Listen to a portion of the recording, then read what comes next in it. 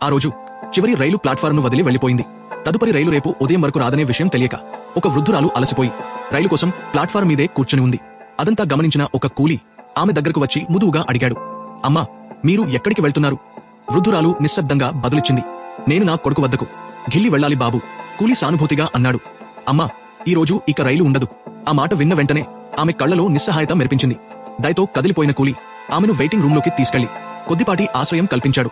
కాసేపటి తర్వాత అతను మళ్లీ అడిగాడు, అమ్మా, మీ కొడుకు పేరు ఏమిటి? మేము సంప్రదించేందుకు ప్రయత్నిస్తాం. తల్లి అమాయకంగా చెప్పింది, మా అబ్బాయిని అందరూ లాల్ బహదూర్ శాస్త్రి అని పిలుస్తారు బాబు. ఒక్క క్షణం స్టేషన్ మొత్తం నిశ్శబ్దమయింది. తర్వాత ఒక్కసారిగా హడావుడి మొదలైంది. కొద్దిసేపట్లోనే సైరన్ మోగిస్తూ ఒక కారు స్టేషన్కి చేరుకుంది. వృద్ధురాలు ఆశ్చర్యంతో నిల్చుండిపోయింది. ఆమెకు తెలియదు ఆమె కొడుకు ఎవరో. ఆ సమయంలో లాల్ బహదూర్ శాస్త్రి భారతీయ రైల్వేస్కు కేంద్ర కేబినెట్ మంత్రి. ఆమె ప్రయాణం కోసం ఆయనకే తెలియకుండా రైల్వే మొత్తం కదిలింది. ఢిల్లీ చేరుకున్న తర్వాత తల్లి నెమ్మదిగా అడిగింది, అబ్బాయి, నీవు రైల్వేలో ఏం పనిచేస్తావు? శాస్త్రిగారు చిరునవ్వుతో చాలా సాదాసీదాగా చెప్పారు, రైల్వేలో ఒక చిన్న ఉద్యోగం చేస్తున్నాను అమ్మా. తను దేశ ప్రధానమంత్రి అవ్వబోతున్న విషయం కూడా తల్లికి తెలియదు. నిరాడంబరమైన జీవితానికి నిలువెత్తు నిదర్శనం లాల్ బహదూర్ శాస్త్రి. ఇప్పుడు ఒక్కసారి మనమంతా ఆలోచించాలి, అప్పటి నాయకులు ఎక్కడా, ఇప్పటి నాయకులు ఎక్కడా?